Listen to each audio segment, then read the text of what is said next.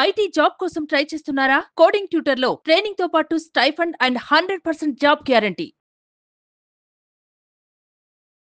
Hello Sudheer Varma గారు. Hello Nagaraj గారు, good morning. కిడ్స్కి సంబంధించి మనం మాట్లాడేటప్పుడు టాయ్స్ ఇండస్ట్రీ గురించి మాట్లాడుకున్నాము, లేదంటే కిడ్స్కి సంబంధించి ఆర్గానిక్ ప్రోడక్ట్స్ కూడా మాట్లాడుకోవడం జరిగింది.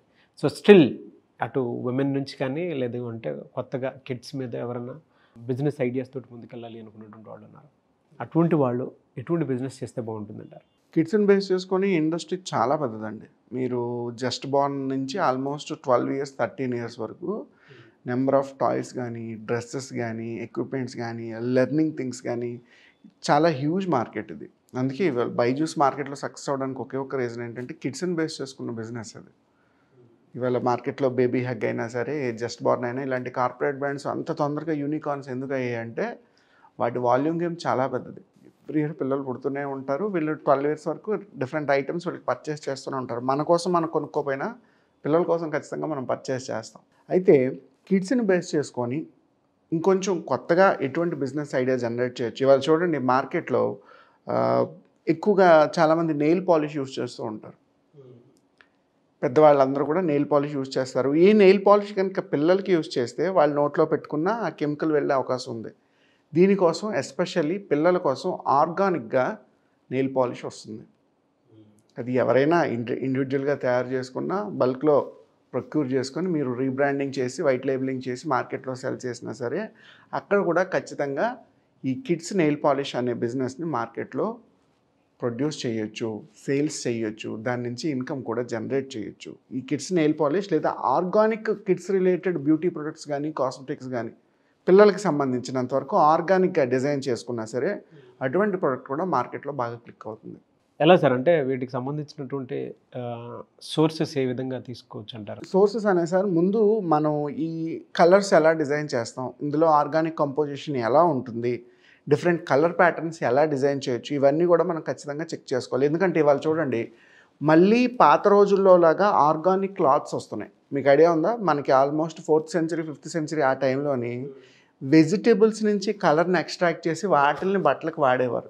అవును, డిఫరెంట్ వెజిటబుల్స్ వీటన్నిటి నుంచి కూడా వాటర్లో మరగబెట్టి కలర్ని ఎక్స్ట్రాక్ట్ చేసి ఆ కలర్ని మాత్రమే బట్టలకు వాడేవారు. తర్వాత డైయింగ్ ఇండస్ట్రీ వచ్చింది. డైయింగ్ ఇండస్ట్రీలో మీకు ఖచ్చితంగా కెమికల్స్ మిక్స్ అవుతాయి. అదేవిధంగా ఈ కాస్మెటిక్స్ వరకు వచ్చేసరికి కూడా చాలా న్యాచురల్ ప్రొడక్ట్స్ ఆల్రెడీ అవైలబుల్గా ఉన్నాయి మనకి.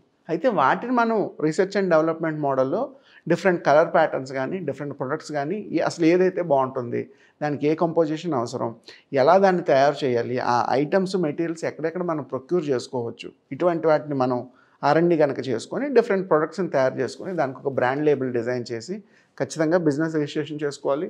వెబ్సైట్, సోషల్ మీడియా సర్వసాధారణం అండ్ రిమైనింగ్ అవుట్డోర్ అడ్వర్టైజ్మెంట్స్ కానీ, డిజిటల్ మార్కెటింగ్ అడ్వర్టైజ్మెంట్ క్యాంపెయిన్స్ ఏమున్నాయో వాటిని ఖచ్చితంగా ప్లాన్ చేసుకుంటే మీ ప్రొడక్ట్ ఉందని మార్కెట్లో చూపించగలిగితే అప్పుడు జనాలు పర్చేస్ చేస్తారు.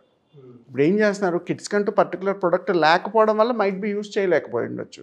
బట్ ఉంది అని మీరు ఎప్పుడైతే అడ్వర్టైజ్మెంట్ స్టార్ట్ చేస్తారో అప్పుడు పేరెంట్స్ వాళ్ళ పిల్లలకి organic cosmetics, organic nail polish ఇలాంటివి కొనే అవకాశం ఉంది. తద్వారా మీ ప్రోడక్ట్ మార్కెట్లోకి వెళ్తుంది. సో ఖచ్చితంగా R&D ఇంపార్టెంట్. ఏ బిజినెస్ చేసినా మన అనాలిసిస్ కానీ, మన ప్లానింగ్ కానీ, 1 year బడ్జెట్స్ ఎలా ఉండాలి, మన మార్కెట్లో అడ్వర్టైజ్మెంట్ చేసేటప్పుడు కంటెంట్ ఏ విధంగా ప్లాన్ చేసుకోవాలి, మన సేల్స్ ప్యాటర్న్ ఎలా ఉంది, మన స్టాక్ ఎంత ఈజీగా ప్రొడక్షన్ ఎలా చేస్తున్నాం, సప్లై ఎలా చేస్తున్నాం. ఎలా సార్, అంటే ఈ సేల్స్ ప్యాటర్న్ అన్నారు కదా, ఆ లీడ్స్ క్లోజింగే ఎవరికైనా పెద్ద సమస్య ఉంటుంది సార్. లీడ్స్ క్లోజింగ్ అనేసరికి సార్ ఇక్కడ వరకు వచ్చేసరికి ఇది individual product, it's not a service based business. మీరు ప్రొడక్ట్ తయారు చేసి నెంబర్ ఆఫ్ హోల్సేల్ షాపులకి, రిటైల్ షాపులకి, బేబీ స్టోర్స్కి, at the same time commerce ప్లాట్ఫామ్లో మీరు పెట్టి డిజిటల్ మార్కెటింగ్ ద్వారా ప్రొడక్ట్ ఉందని పుష్ చేస్తే జనాలు పర్చేస్ చేసుకుంటారు. ఇది ఇక్కడ లీడ్ ప్రాసెస్ ఈ ప్యాటర్న్లో ఉండదు. ఇక్కడ లీడ్ ఉండదు. లీడ్ ఎప్పుడు మీరు ఏదైనా రియల్ ఎస్టేట్ వెంచర్ చేయబోతున్నారు, లేదా ఏదైనా IT ప్రాజెక్ట్ చేయబోతున్నారు, సర్వీస్ సెగ్మెంట్కి వెళ్దాం అనుకుంటున్నారు, అప్పుడు ఇంట్రెస్ట్ ఉన్న పీపుల్ దగ్గర లీడ్ తీసుకొస్తారు. మీకు అమ్మే బాటిల్ కాస్టే 10 రూపాయలు 20 రూపాయలు పడితే మీకు లీడ్ కాస్ట్ ఇక్కడ 100 రూపాయలు పడుతుంది. సో ఇది లీడ్ ప్యాటర్న్ మీకు వర్కౌట్ అవుతుంది. ఇక్కడ only production, supply, number of wholesale యూనిట్స్కి, రిటైల్ స్టోర్స్కి ఆన్లైన్లోనే మీరు సేల్ చేసుకోగలుగుతున్నారా లేదా, దానికి తగ్గ మీకు ప్రొడక్షన్ ఉందా లేదా. ప్రొడక్షన్ సేలే తప్పించి ఇక్కడ వేరే ప్యాటర్న్. ఎందుకంటే మీరు నెంబర్ ఆఫ్ హోల్సేల్ యూనిట్స్కి సప్లై చేయడం వల్ల ఎవరో ఒకరు వచ్చి ప్రోడక్ట్ని కొనుక్కొని వెళ్ళిపోతారు. వాళ్ళు వచ్చి కొనాలి అంటే వాళ్ళు మీ ప్రొడక్ట్ ఉందని మీరు ఏదో రకంగా వాళ్ళకి అడ్వర్టైజ్మెంట్ చేయగలగాలి. అది టీవీ అవనివ్వండి, డిజిటల్ మార్కెటింగ్ అవనివ్వండి. ఎప్పుడైతే మీరు పబ్లిసిటీ చేయడం మొదలు పెడతారో జనాలకి మీ బ్రాండ్ రిజిస్టర్ అవుతుంది. అప్పుడు సూపర్ మార్కెట్కి వచ్చి ప్రోడక్ట్ కొనుక్కుంటారు, లేదా ఆన్లైన్లో మీకు కావాల్సిన ప్రోడక్ట్ని పర్చేస్ చేసుకుంటారు. ఇక్కడ లీడ్ ప్రాబ్లం ఉండదు. ఓకే, డైరెక్ట్ అడ్వర్టైజ్మెంట్ సేల్ అంతే. అడ్వర్టైజ్మెంట్ సేల్, ఇక్కడ లీడ్ జనరేషన్ అవసరం లేదు. ఎలా సార్ అంటే ప్రైస్ పెట్టుకున్న దానికి రిటర్న్స్ ఏ విధంగా ఎక్స్పెక్ట్ చేయొచ్చు అంటారు? సార్ ఖచ్చితంగా బ్యూటీ ప్రొడక్టు, ఆర్గానిక్ ప్రొడక్టు, ఎఫ్ఎంసీజీలో కూడా మనం అంటే రెగ్యులర్గా సూపర్ మార్కెట్కి వెళ్ళే ప్రొడక్టు ప్రొడక్షన్ మనమే చేస్తున్నాం. ఖచ్చితంగా 100% మార్జిన్తోనే ప్రొడక్ట్ బయటకు వెళ్తుంది. అంటే మీకు తయారీ ఖర్చు 10 రూపాయలు, మీరు అమ్మేది 20 రూపాయలకి 30 రూపాయలకి. సో మీ పెట్టుబడి 200, 300 ప్రొడక్షన్లోనే వచ్చేస్తుంది. దానికి మీకు dealer rate, distributor rate fix చేసి మార్కెట్లోకి పంపించుకుంటారు. వాళ్ళ మార్జిన్స్ వాళ్ళు తీసుకుంటారు, వాళ్ళ ప్రోడక్ట్ని వాళ్ళు పుష్ చేస్తారు. కొత్త ప్రోడక్ట్ కాబట్టి డీలర్స్కి, డిస్ట్రిబ్యూటర్స్కి ఎక్కువ మార్జిన్ ఇచ్చారు అనుకోండి, మీ ప్రోడక్ట్ని ఇంకా బాగా పుష్ చేస్తారు. వచ్చిన వాళ్ళందరికీ కూడా చెప్తారు. ఒక చిన్న స్ట్రాటజీ ఏంటంటే, మీరు ఎప్పుడైనా తెలిసిన సూపర్ మార్కెట్కి వెళ్ళారనుకోండి, నాగరాజు గారు ఎలా ఉన్నారు, బాగున్నారని మీరు ఏదో ప్రోడక్ట్ అడుగుతారు. అది కాదు సార్, ఇది కొత్తగా వచ్చింది, ట్రై చేయండి అంటాడు. ఎందుకు ట్రై చేయండి అంటాడంటే ఆ ప్రోడక్ట్ మీద మార్జిన్ ఎక్కువ ఉంటుంది. చాలా స్టాండర్డ్ ఎగ్జాంపుల్ ఏంటంటే, ఇప్పుడు మనకి అరుణ్ కానీ, హ్యావ్మోర్ కానీ ఐస్ క్రీమ్స్ ఉంటాయి అనుకుందాం, అమూల్ ప్రొడక్ట్ కానీ, వీళ్ళు మార్జిన్ తక్కువ ఇస్తారు వాడికి, సూపర్ మార్కెట్ వాడికి. కానీ స్టాండర్డ్ ప్రోడక్ట్ మీరు డిఫాల్ట్గా వెళ్ళి అరుణో అమూల్ ఐస్ క్రీమో కొనుక్కుంటారు. కానీ వాడు ఏం చేస్తాడు, కొత్తది పుష్ చేస్తాడు. మీకు కొత్తది ఎందుకు పుష్ చేస్తాడంటే దాని మీద మార్జిన్ ఎక్కువ వస్తుంది. సో అందుకు కొత్త ప్రోడక్ట్ ట్రై చేయండి సార్, ఇది చూడండి సార్, ఇది చూడండి అని ఎందుకు చెప్తూ ఉంటాడు. మీరు ఆ మార్జిన్ కనుక ఇచ్చేటప్పుడు వాళ్ళకి ఎక్కువ ఇచ్చారు అనుకోండి, ఖచ్చితంగా మీ ప్రోడక్ట్ని పుష్ చేస్తారు. తర్వాత మార్జిన్ తగ్గించుకోవచ్చు, లేదా మన కాస్ట్ అయినా తగ్గించుకోవచ్చు. ప్రొడక్ట్ అయితే ముందు మార్కెట్లోకి వెళ్ళాలి. Very good idea sir. Promotions ఎట్లా చూసుకోవాలండి వీటికి? ప్రమోషన్స్ ఇది మీ బడ్జెట్ని బట్టి సార్. పిండి కొద్దీ రొట్టె అంటారు చూసారా, మీ దగ్గర బడ్జెట్స్ ఎలా ఉన్నాయి, మనం ఓన్లీ డిజిటల్ మార్కెటింగ్కి వెళ్తే సరిపోతుందా, టీవీ అడ్వర్టైజ్మెంట్స్ ఇవ్వగలమా?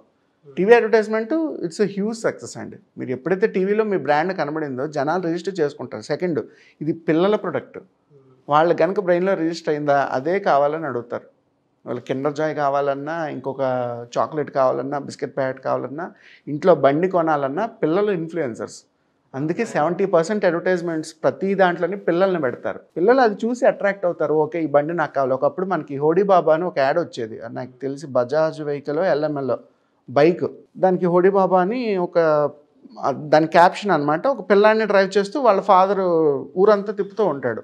ఆ మార్కెట్లో కూడా అది బాగా క్లిక్ అయింది, పిల్లలందరూ హోడీ బాబా బైక్ కావాలని. మీకు మెజారిటీ ఆఫ్ ది అడ్వర్టైజ్మెంట్ పిల్లలే ఉంటారు. పిల్లల్ని బేస్ చేసుకొని మీరు యాడ్ కనుక డిజైన్ చేశారా, ఇంచుమించుగా క్లిక్ అయినట్టు. మీ బడ్జెట్, మీరు టీవీకి వెళ్ళగలరా, న్యూస్ పేపర్కి వెళ్ళగలరా, సోషల్ మీడియాకి వెళ్ళగలరా, అవుట్డోర్ అడ్వర్టైజ్మెంట్స్కి వెళ్ళగలరా, థియేటర్ అడ్వర్టైజ్మెంట్స్కి వెళ్ళగలరా, మీ బడ్జెట్ని బట్టి, మీ ఇన్వెస్టర్ని బట్టి ప్రోడక్ట్ మార్కెట్లో పుష్ చేయొచ్చు. Very good sir. నిజంగా మీరు చెప్పినట్టు పిల్లల ఇన్ఫ్లుయెన్స్ ఎక్కువ ఉంటుందండి. ఈవెన్ బిజినెస్ స్టార్ట్ చేసేటువంటి వాళ్ళు ఆ సైకాలజీ ఫ్యాక్టర్లో చూసుకున్నప్పుడు ఇది మేజర్గా కనిపిస్తుంది మనకి తెలియకుండా. నిజం, పెద్దవాళ్ళ అవసరాల కంటే కూడా చిన్నవాళ్ళ అవసరాలే చాలా ఎక్కువ ఉంటాయి. తెలియకుండానే వాటి రేట్లు కూడా ఎక్కువే ఉంటాయి. Thank you so much Sudheer Varma గారు. సుమన్ టీవీలో మీ పర్సనల్ అండ్ బిజినెస్ ప్రమోషన్స్ కోసం కింది నెంబర్కి కాంటాక్ట్ చేయండి.